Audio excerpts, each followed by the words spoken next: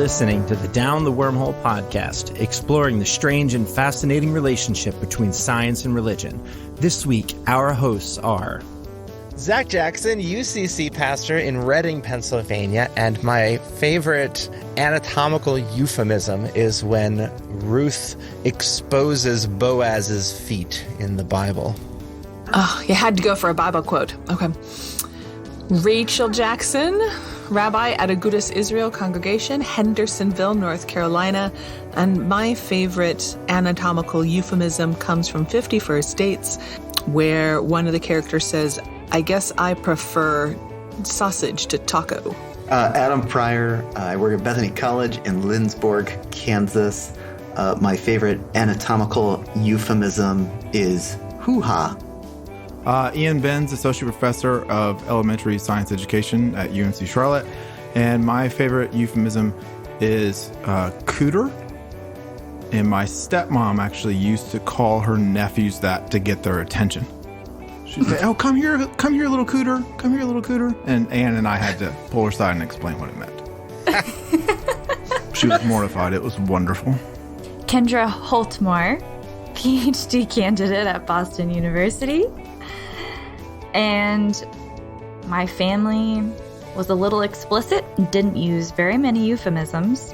But when my parents needed to go do their business, they would say that they were going to do the laundry. That's two euphemisms in a row. Do their business and do the laundry. Yeah. That's well the do the played business right was more me imposing that into the story. Right. Get their taxes done. Tithe, baby. Okay. Itemize your deductions. What's up? Yep. Okay, come on, man. You can't tell us that. And I'm like, what's up? Okay, all right. So today we're here to talk about sex and sex education, or in many cases, sadly, the lack thereof with the sex education part. And so I wanted to read a quote from an article that I just found recently, and then kind of get into a few stories that were shared with us from some of our listeners, but also to ask each of us to share when we first learned about sex and sex ed, if we were in a school system that we experienced it or something. But so let me first pull up something. This is from the University of Southern California Department of Nursing. It's an article about America's sex education, how we are failing our students. So they point out that when only 13 states in the nation require sex education to be medically accurate, a lot is left up to interpretation in teenage health literacy. Research published by the Journal of Adolescent Health shows that when sex education is comprehensive, students feel more informed, make safer choices, and have healthier outcomes, resulting in fewer unplanned pregnancies and more protection against sexually transmitted diseases and infections. Sex education is about life skills, said Elizabeth Nash, at the time interim associate director of state issues at the Guttmacher Institute. There are so many aspects you take with you for the rest of your life, but you only get it once or twice in school. So, of course, many young students pick up sexual health information from sources other than school: parents, peers, medical professionals, social media, and pop culture. However, public school is the best opportunity for adolescents to access formal information. So what happens when that information isn't regulated by the state? Teachers are left to interpret vague legislative guidelines, meaning information might not be accurate or unbiased. So there's our problem, is that sex education is done differently around the country and the world, of course. But I have to admit, when I first read this thing and saw that, at the time at least, only 13 states were mandated to have medically accurate sex education, I was astonished. And so I immediately looked to see, okay, well, according to this chart, how is North Carolina doing? And we are one of the states where sex education is mandated, and it is supposed to be medically accurate. It does include information on contraception. It does not include information on abstinence, apparently, but it does stress abstinence. There is nothing about, in my state at least, North Carolina, mine and Rachel's state, sexual orientation inclusive or sexual orientation negative. There's nothing about any of that stuff, according to this information we have here. Yeah, some of the states have nothing. And so what I wanted to do was, as I was saying, is to see if each of us could share anything we may remember about when we first started learning about sex, either in school or with parents or whatever, friends. And then I can also share some things from some of our listeners who shared their experiences with us as well. So who wants to go first? I can go first. Sure. I don't mind. So a little bit of background. In my formative years, my years of actual memories, right? I don't quite remember when I was itty bitty, 3-4 years old, something like that, but mid-elementary school and on. Both my parents were in the medical field, and my mom worked in a postpartum or labor and delivery field. So where babies come from, and those conversations, I'm not going to say they were part and parcel of our household, but they weren't taboo either. However, having said all of that, we were not an open conversation kind of family when it came to anything dealing with sex. So there wasn't any religious reason not to. It was just really personal awkwardness around it, and my mom, frankly, being a bit jaded, I believe, right? This is 40-year-old me looking back at my life 30-some years ago. I think she was a bit jaded based on what she saw in her profession. But I was in 4th grade, and my mom had to sign a permission slip for me to be gender separated in class to learn about what was going on. This was in the early 90s, late 80s, something like that. And so she said, hey, by the way, this is what's going to happen in this class. And I went, okay. I was like, I don't want to be having this conversation with my mom either. It was so awkward. It was so awkward to the point where she knew it would be an awkward conversation and I'd want to run away. So she told me in the car on the freeway so I couldn't leave. Literally, she's like, well, you can't jump out of the car. We're going 50 miles an hour, so you have to listen to this. Brilliant. And there was just sort of a comment of, boys have this and girls have this, and boy just sticks it in there. It was that was it. just plug it in a wall socket. Right. No love. No finesse. No finesse. It was just he sticks it in there. And then we get home, and really this was I can't believe I'm actually sharing this, but I'm sharing this. We then get home, and she brings me down to my dad's office. We had a fairly large home, so my dad could have his own office. And she pulls a book off the shelf. Now, my dad never let me in his office. So this was already oh, I'm in dad's office and this is weird. And she pulls a book off the shelf and she says, here, you can look in here if you have other questions. And it was The Joy of Sex.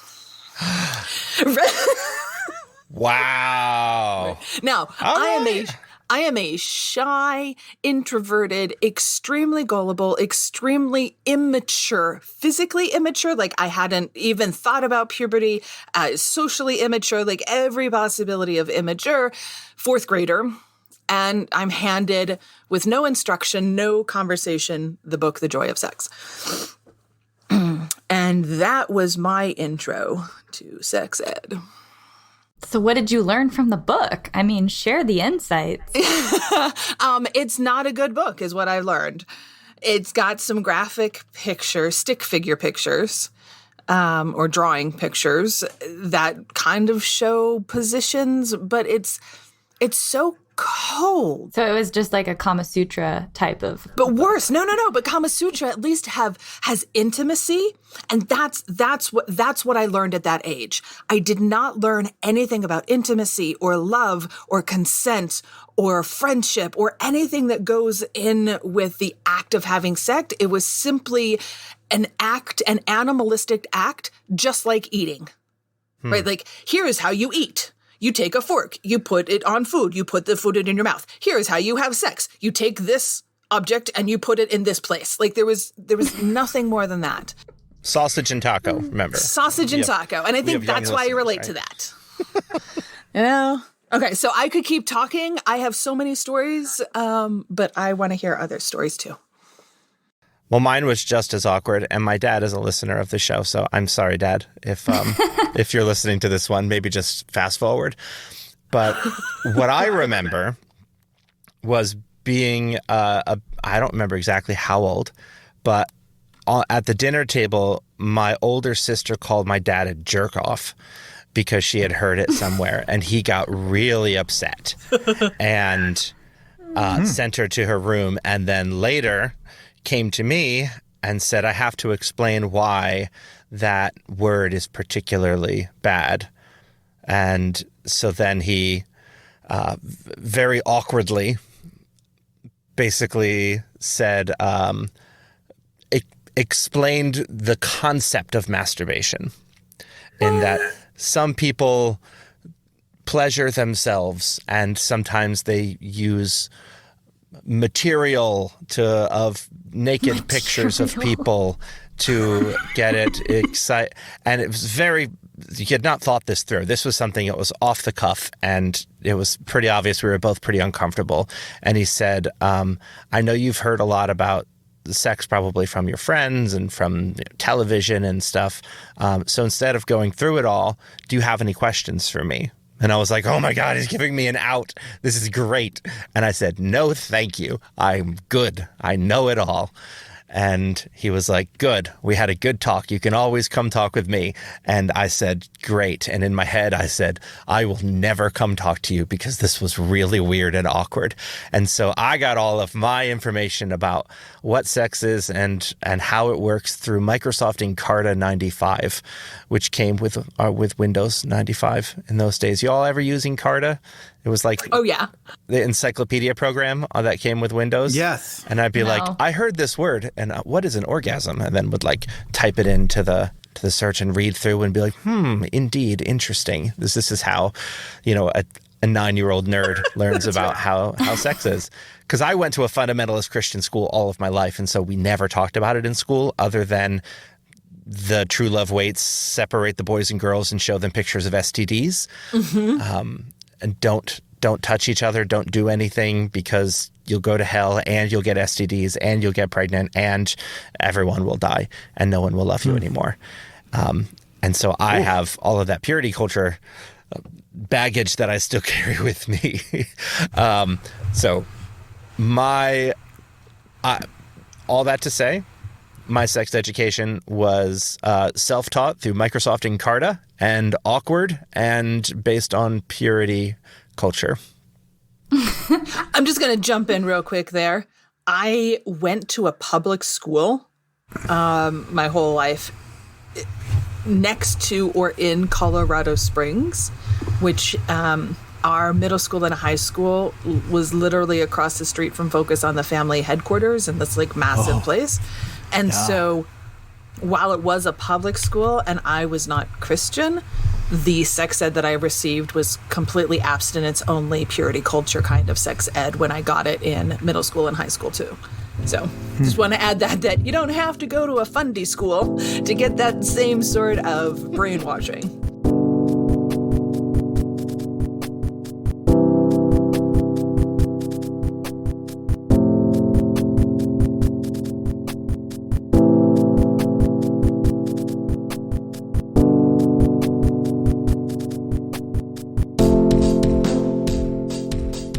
Kendra or Adam, what about either of you?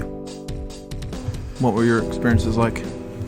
Mine was, just as a reminder for our listeners, I grew up in Texas, so went to a private Christian school most of my K through 12 years, with the exception of a brief stint at a public school in my junior year of high school, but that was because my dad got a new job, and that's another story. Anyway, most of my K through 12 years, private Christian school, sex ed is abstinence only. I remember in fifth or sixth grade, like around that time, there was, it's kind of a vague memory, but I just know that I showed up to school and the boys and girls were separated, and we were going to watch a video during gym class about like puberty or sex or something. Like, who knew? It was all so mysterious. And I remember very few details of the video, except that parents were very upset after that day of school. And I just I don't know, it didn't really seem like that interesting of a video to me, which leads me to believe that it probably didn't really teach us very much. It might have been a little bit more about basic puberty than anything that had to do with sex ed, but it was called sex ed. And it was just the one afternoon in gym class. And the parents were apparently very upset that we were, shown that in class without parents being notified. But yeah, so that was sort of my official sex ed, which is to say that it was pretty non-existent. But my family is very open about talking about sex.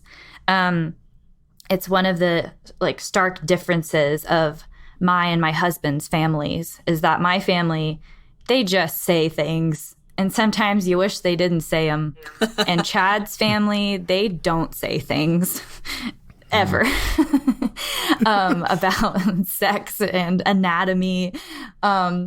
So my because of that though, my mom was always very explicit to me and my sisters that if we ever had any questions, we should come to her because she doesn't, she knows that we're hearing things at school and with our friends, but there's a lot of bad info out there. And so if we needed to know something, we shouldn't be afraid to ask her.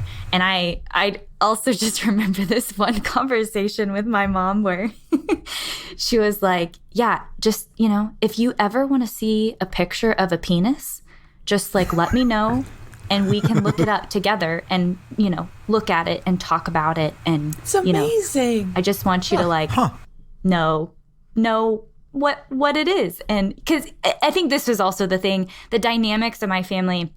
I grew up with sisters and my mom, and my dad worked and was traveling a lot. So there was just a lot of natural openness, I guess, to talk about sex because we were a mostly woman space in the no brothers. There was no no reason to hide these conversations because a brother's around the corner. My mom was just yeah, whatever, you want to see a penis, sure, let's look it up. So that was the vibe at home. But I also had a lot, once I got into middle school and high school, there was a series, a sex ed. I don't know that they called it sex ed, but it was, oh man, what's the book? Zach, maybe what is it called? Every man's desire, every woman's need. This series, this sex ed purity culture book?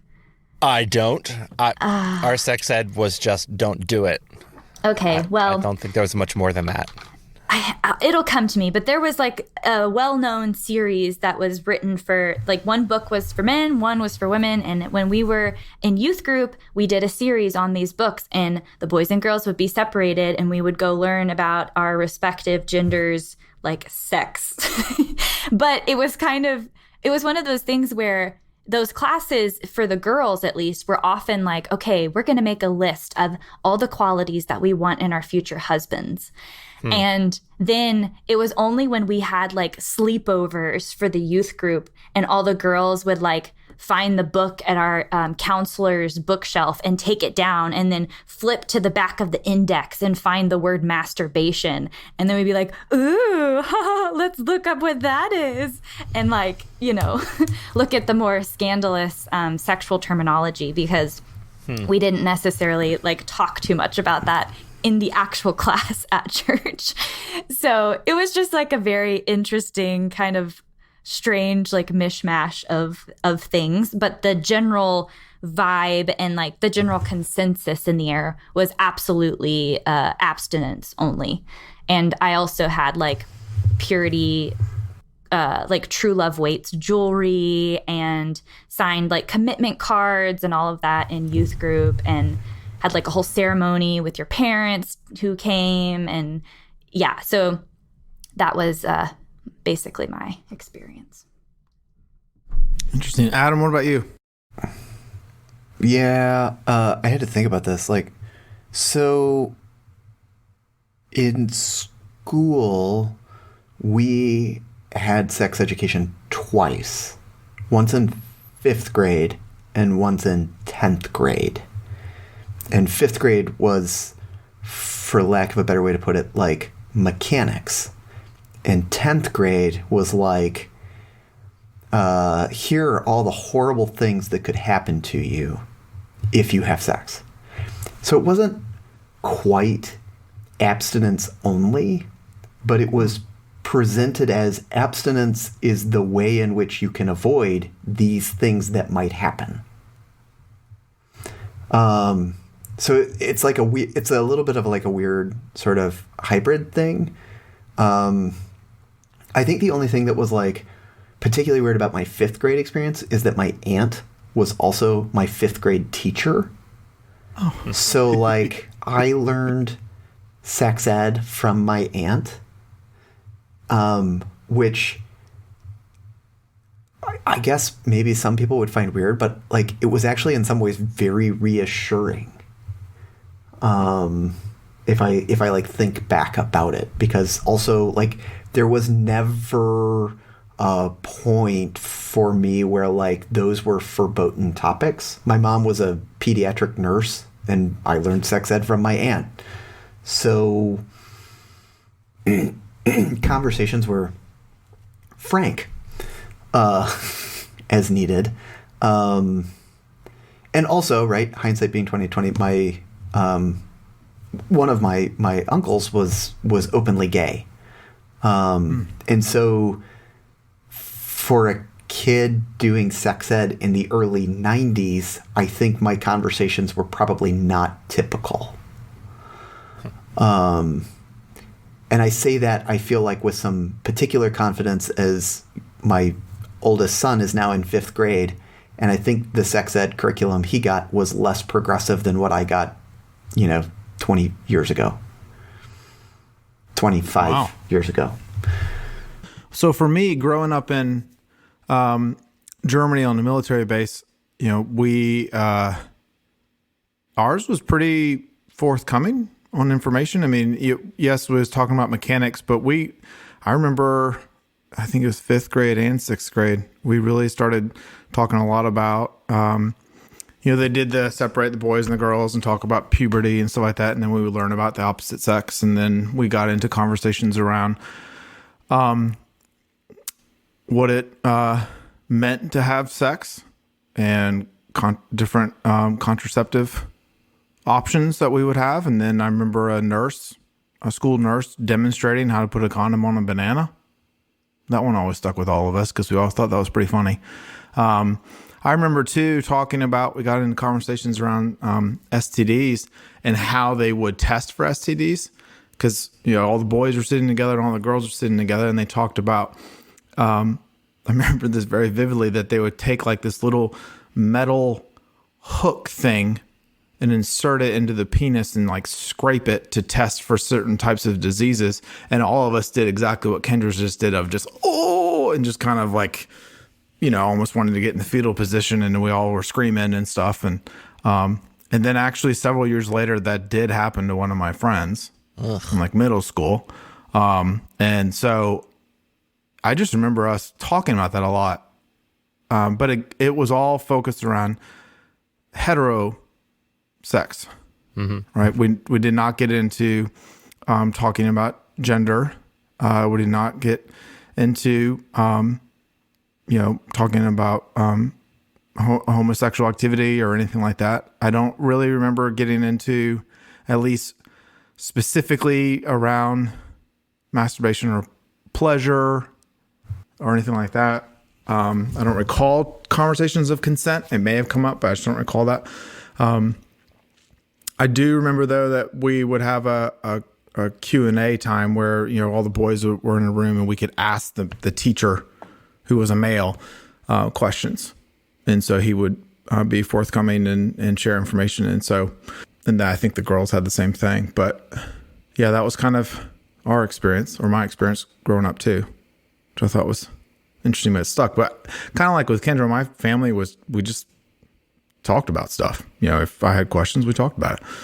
But I wanted to share just a couple from some of the listeners. I reached out on our Facebook group and just asked for some thoughts from people.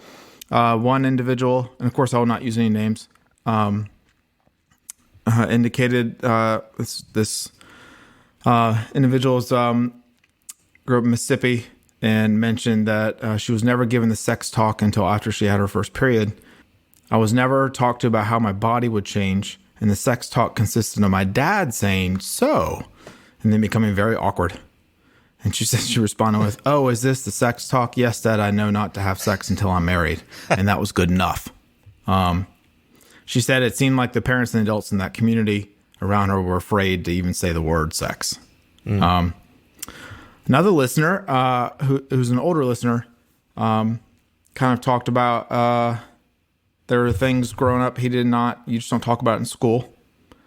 He said, as I recall, much was based on DIY exploration and discussions with peers who knew little more than I did. In spite of this closet approach, sex was a dominant factor even from an early age. Well, you should also mention what era that yes, that this was in the said. 30s. Yes. Back in the 30s, which I thought was very interesting. A friend of mine now, I'm just going to kind of jump around, talked about no one ever explained anything to her except that she should feel ashamed and hide anything. She said when I was in 7th grade, a neighborhood kid told her that if you touched yourself, you would have AIDS, and that she ran home crying to her mother saying that, "Oh, I just learned I have AIDS." And because of that, her mother shared a few things with her, but not much. But she mostly had to figure out things on her own, and always said that she felt some sense of shame around it, that people would imply shame if you talk about sex. And not even just the mechanics, right? I mean, the shame around that, but any kind of exploration or pleasure or, anything like that, if that was brought up, that was shameful.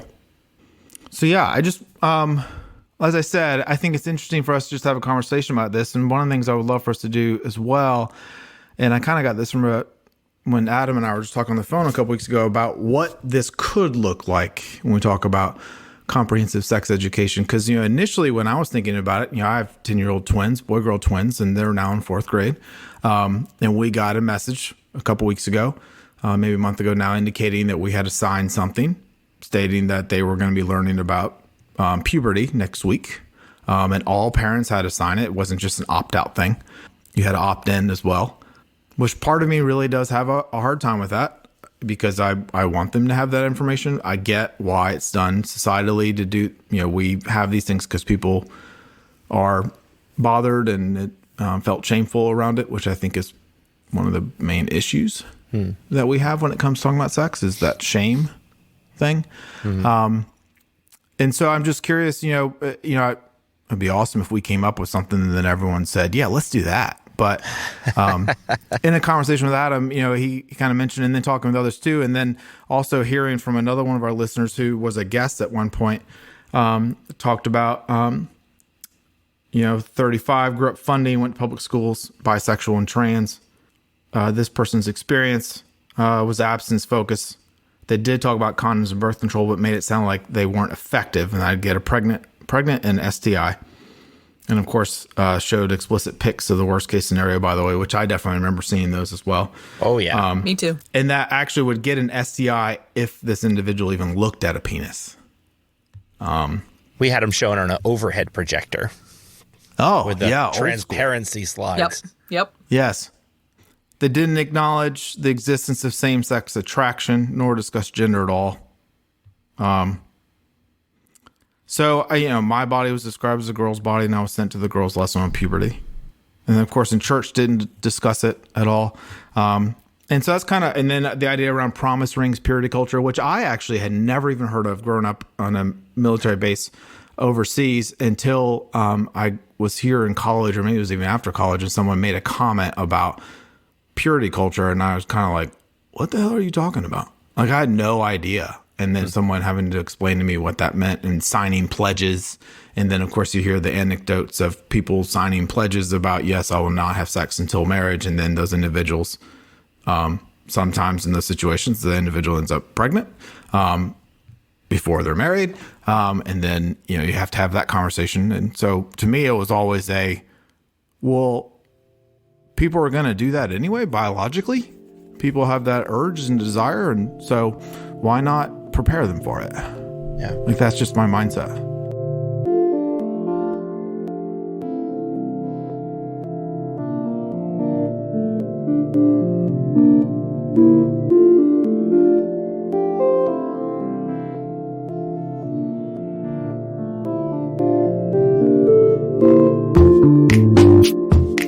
I think for me, one of the things you pointed out is the shame concept.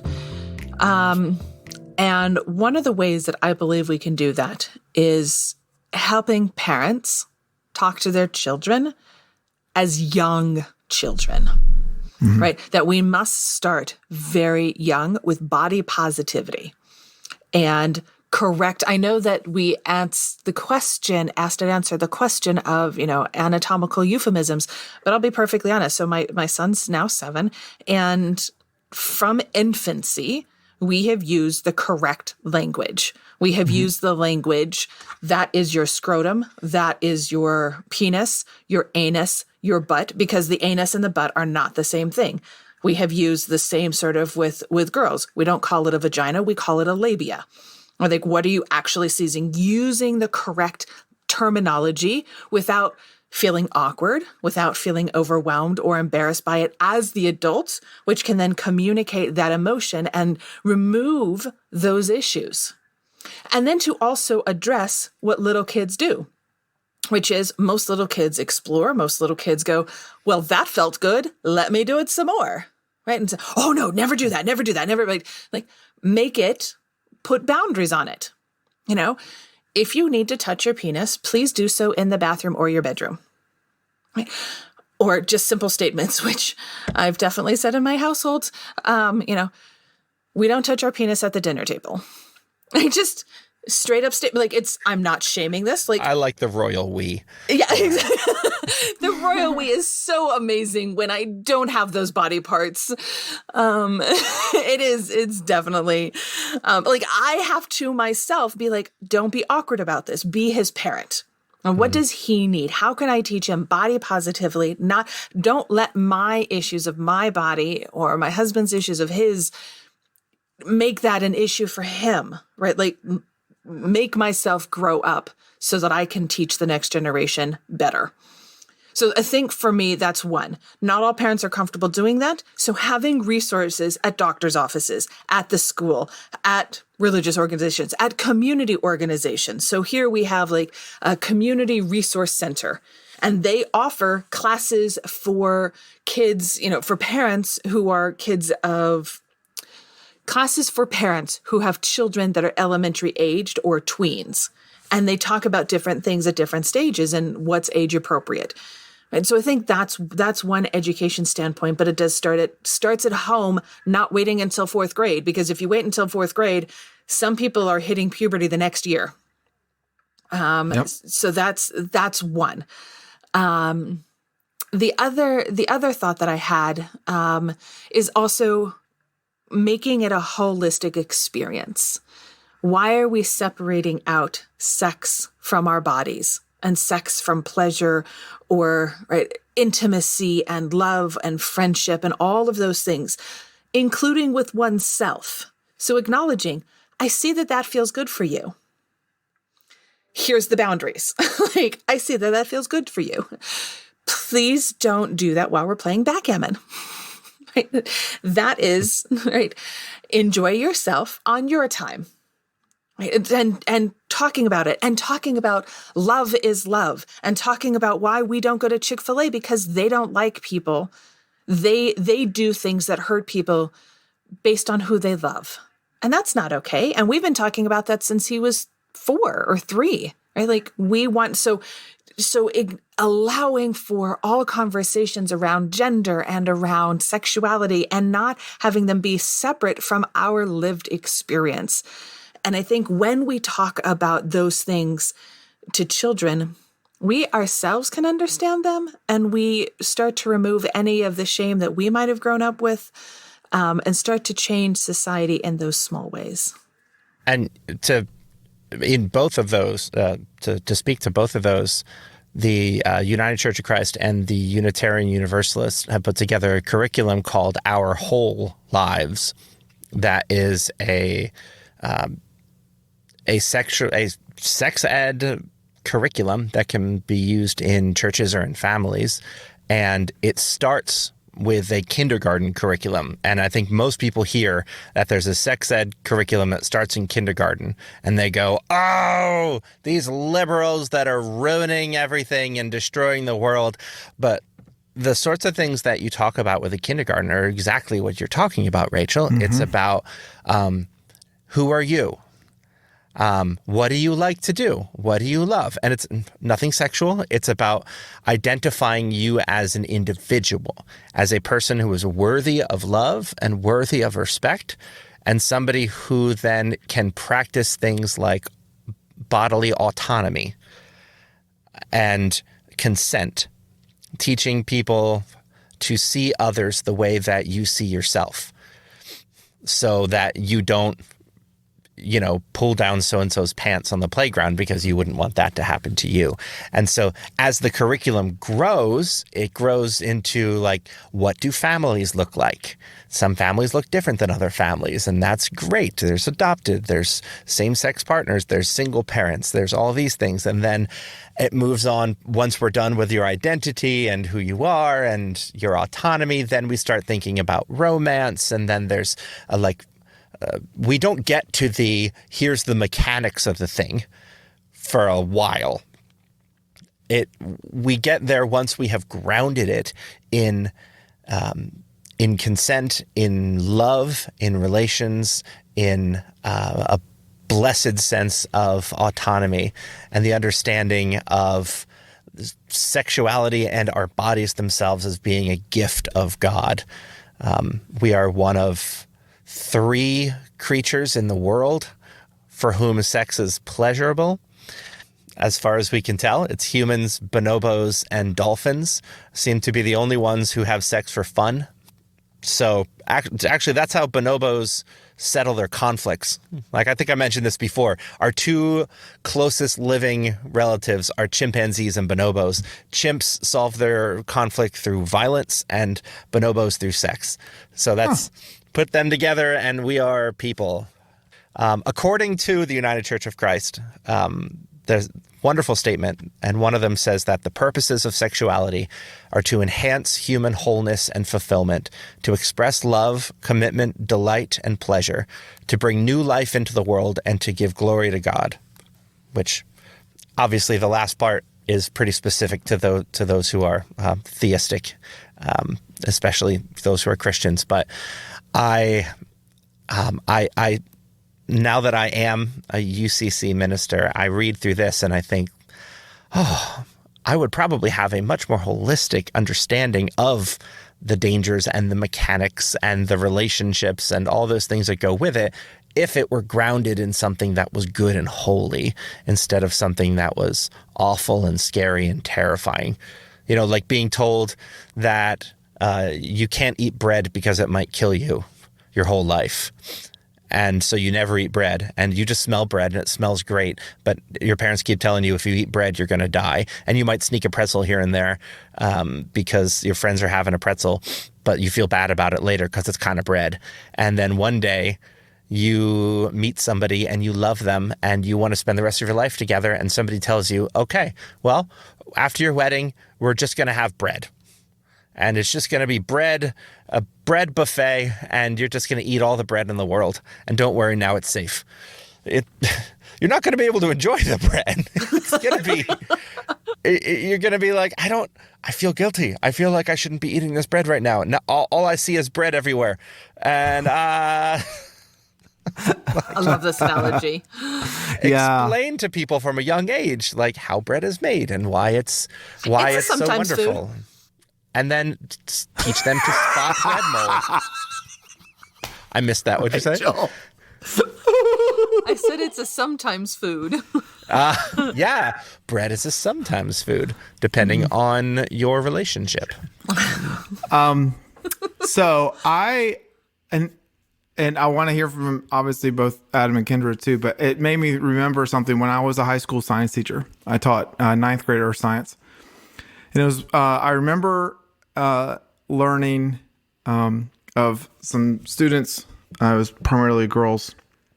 Overhearing them at one point talking about how many boys have you done that to on the bus, and I later on learned they were talking about blowjobs. But they didn't say that, but they were talking about the fact that, and it's not sex. It's okay to do that. And there would be, these older students would tell me that if you saw students with like a bunch of different color bracelets on their wrists, that indicated what they were willing to do. To boys, it's primarily girls wearing them is what they would always talk about. It was just, and again, stuff that I just never really heard growing up about how many people have you done this to on the bus and all that kind of stuff. And it just kind of was like, whoa. And there are complete misunderstanding around what that meant. You always hear about misconceptions around sex and pregnancy, which I know we'll get into pregnancy with the next episode, Rachel, that you're leading. But that, the first time you have sex, you can't get pregnant. It's not possible. Just lots of different things that, I'm just always if we teach the accurate information from the beginning. And I love, Rachel, what you're saying about respecting our bodies and body positivity from the very beginning. I fully support that. I think it's a great idea. Kendra, Adam, what are your thoughts? I just wanted to, first off, I just want to plug some work by a person who, she does a lot of work on like sex differences and has written a lot and done a lot of public speaking, created a documentary about intersex people, and particularly intersex people who are like in the church somehow, or like trying to maintain their Christian faith while feeling like unwelcomed. And there's just like so many really interesting stories about people who don't even know that they're intersex until they're like adults, because there are a lot of different ways to be intersex. So anyway, her name's Megan DeFranza, and the documentary is called Stories of Intersex and Faith. And yeah, if you look her up, you'll find the documentary and other things that she's written. But what I think is just so great about that kind of work is that it requires a sex education that totally rethinks the binary between male and female. And that's not only beneficial for intersex people and for trans people, but like that helps everyone. And I just think that it's just a much more honest, open, and like accurate representation of sex development, which is like not human sex development is so complicated. And yeah, there are a lot of people that like fit into the binary, but it's like you just miss so much if you just think in terms of penis, vagina. And so yeah, I just think that there's so much that we gain by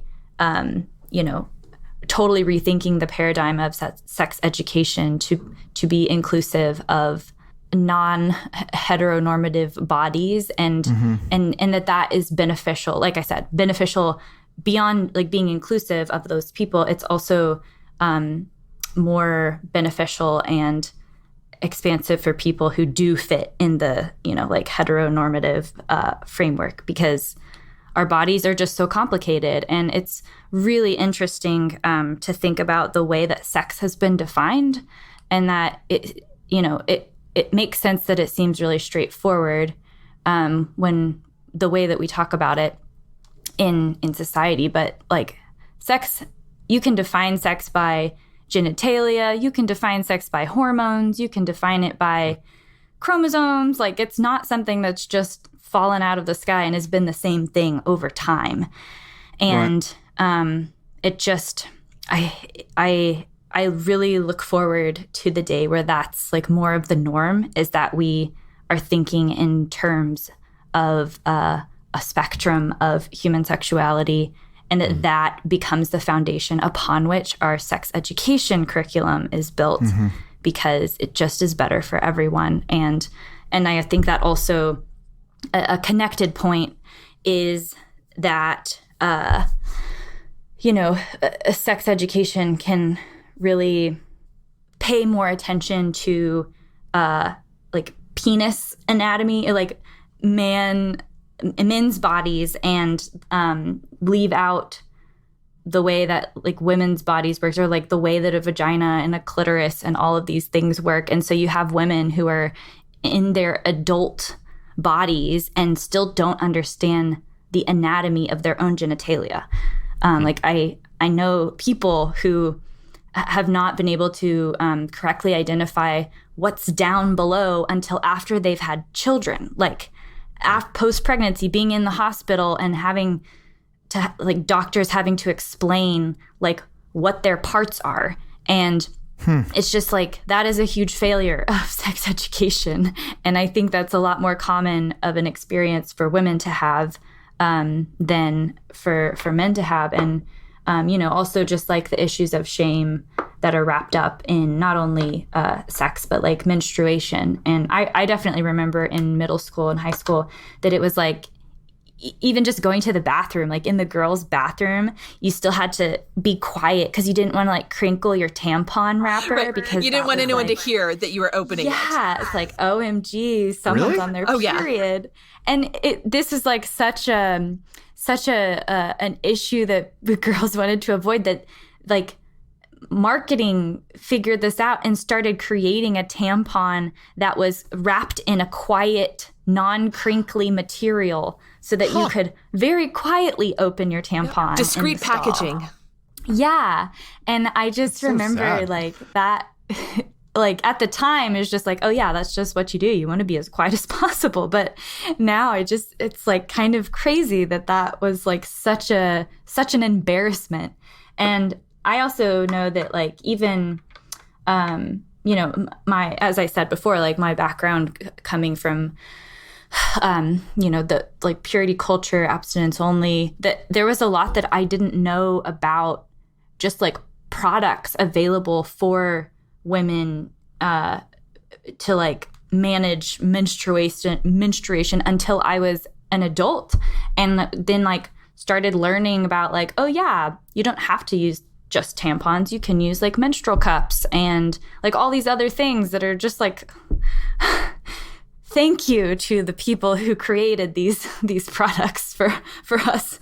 But it just was, there was, I think in grad school, I had a couple of friends who were just, sort of like these wild people who just like loved talking about vaginas, loved talking about like period blood, like loved. So anytime I was in a conversation with these friends in particular, I thought that I knew most everything about that, but then I would like always learn something new. I was like, wow, did not know that. Need to go do some research. Yeah. So yeah, I just think like I think it's like important for boys to know that too. Like the gender separation is something that I just like, I get it. But also, I don't know, like, I've never had to teach sex ed, so it would be interesting to talk to actual sex educators. But I think the boys should understand vaginas and girls should understand penises.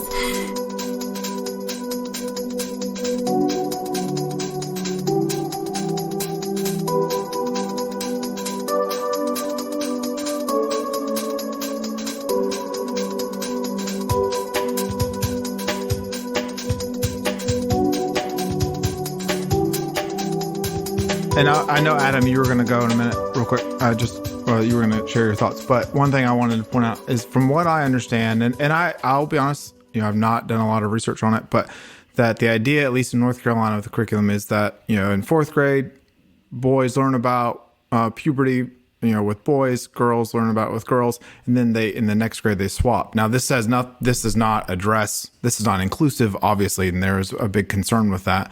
But the hope is that, and in fifth grade, John will learn about what's going on with his sister, or what will happen, and vice versa, right? But Ann and I are both aware that we will have to supplement what it is they're going to learn. Yeah. Because I want them to have respect for their own bodies and for others. Yeah. That's one of the things they've sometimes have talked about, like seeing people naked or touching parts and stuff like that, they'll say. And we always say that, if no one's allowed to touch you, and we use more guarded language. And so we'll say, no one's allowed to touch you there or anything, or no one should be touching you where you don't want to be touched. And so, that's, if you're not allowing that, so we get into the notion of consent a little bit. But Adam, what are your thoughts? We have not heard a whole lot from you. I think the piece that I think about when I think about, like, in an ideal world, what would sex education include going forward? I mean, I think I would echo some of the things that Zach said about the Our Whole Lives curriculum, because I just think it's so well designed. And this idea that you base sex ed in relationships first in order to create a positive vision of a holistic understanding of bodies and their relationships to each other is, I think, really, really important. I think the other piece for me is just personally, I want a sex ed curriculum that's based on a theoretical foundation as robust as what Judith Butler has provided for academia. So Judith Butler, maybe more than any other rhetorical scholar, deconstructed the relationship between sex and gender such that you could rebuild it in ways that don't build normative binaries on top of the bodies and experiences of folks who don't fit the structure of those normative binaries. And the work that she did was deeply controversial. And even today, there are folks who think, she kind of went too far. And in science and religion dialogue, and even just philosophy of science dialogue, right, there are folks who are like, well, her deconstruction of sex is really problematic. And I don't think so. I think actually what she did was really clear ground to reconfigure the way we have a conversation around sex and gender identity. So I think if I could think about what would I want specifically in a sex ed curriculum, it would be three things. One, it would absolutely have to be not based on cisgendered heteronormative frameworks, period. I don't care who you are. If you're a fifth grader, you should be learning about gay sex. That is the line that I hope sticks from this whole thing. Two, so the second thing would be that I think it should be a curriculum based on body positivity, and understanding that having conversations about bodily identity in America particularly is really, really wrapped up in unhealthy ways of conceptualizing sexualization. I'm reminded of this because as I've been like we were joking before we started talking, right, that I watch my television shows while I'm riding my bicycle. And so like lately I've been watching James Bond movies and I'm like, these are awful. like this is like what sex ed shouldn't be. And I think it's like in the background of every sex ed teacher's mind. I'm like, I watch it and I'm like, I both love to watch this as pure horror and comedy. And also I'm like, this is a little too like real about what people think sex is. And I'm like, so anyway, fifth graders should learn about gay sex. James Bond should not be allowed in sex ed classes. And I think the third piece for me that I would want to have in there are okay, this maybe is a little out of left field, but I really think there should be clergy in sex ed classes. And I don't mean that in the like, let me just say, I don't want all clergy there. There's some clergy who I want to exclude. Looking at you, Zach and Rachel. I don't want to be there. I'll be there. But here's the thing. I think it's the fact that we make sex taboo that is really troubling. And we make sex this sort of mystical structure that no one can talk about and that it's opaque and you'll discover it one day when you get old enough and everyone feels more comfortable about it then. But even then, we're not really going to talk about it in ways that anyone wants to. And I'm like, the other thing that sounds like that to me is God. And we have a whole group of people, ostensibly, in this country who are like, educated clergy who are supposed to help facilitate difficult conversations about the most opaque concept there is. And so there's part of me that goes like, I think there's something that the role of pastoral care has a place to play in sex education. Completely agree. So, not the purity ring craziness of evangelical sex hangups, but a robust sense of pastoral care is part of what I would want in sex ed classes. So, to recap, fifth graders should learn about gay sex. James Bond should not be allowed in sex ed classes. And instead, I want pastors and religious clergy to educate you about condom races. I gotta say, Adam, that didn't go where I thought it was going to go. Did you say condom races? That's what I thought he said. Yeah. What is that? Yeah, condom races. You guys didn't do condom races? Okay, did you not hear the first part of this episode? Remember, he couldn't hear Zero you the sex whole time. ed. We did Bible drills, not condom races. I thought that Well, let me the just say, condom over the condom race- banana was just a thing that people did in TV shows. No, No, we did no, no, that. We got So, that you as get- part of our sex ed. So. Yeah, you get in a line, and there's one banana, and everybody in the line has to put a condom onto the banana, and the line that finishes first wins. It's a condom race. So wait, you put them on top of each other? Yeah, you can, and the other part of the condom race is you can see how many condoms you can put on top of other condoms. And when did you experience this? I don't know. We did this in 10th grade. Okay, yeah, so I've seen someone do it, but I've never done it myself.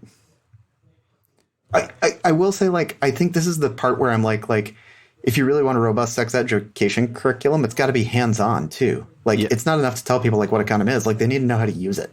Yep. Right? So, and also, let's be clear, the first time you use a condom, it's weird and awkward. Right? Nobody prepares you for the fact hey, it's sexy time. And then all of a sudden wait, 5-minute break. I got to get this open and figure out how also to put it upon myself. So.